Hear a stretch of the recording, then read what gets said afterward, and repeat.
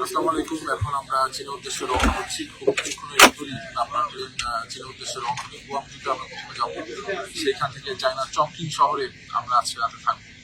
এখানে আমাদের মাঝে উপস্থিত রয়েছে আমাদের বাংলাদেশ জাতীয়তাবাদী ছাত্র কেন্দ্রীয় সংসদের সিনিয়র যুগ্ম সম্পাদক শ্যামল ভাই, আমাদের চাকরি তৌফিক, এছাড়াও আমাদের প্রায় 20 জন একটি টিম আমাদের যুব দলের কেন্দ্রীয় কমিটির নেতৃত্ব রয়েছে।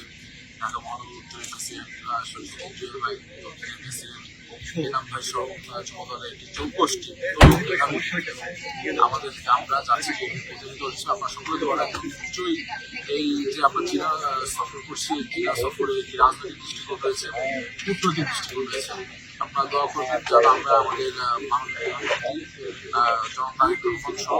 বাংলাদেশ জাতীয় দল বিএনপি যে নীতিকে বিশ্বাস করে বাংলাদেশ ফার্স্ট, সেই নীতিকে বজায় রেখে আমরা আমাদের ট্যুরটি সম্পূর্ণ সুন্দরভাবে শেষ করতে পারি, সুস্থভাবে শেষ করতে পারি। সকলে দোয়া রাখি। আসসালামু আলাইকুম।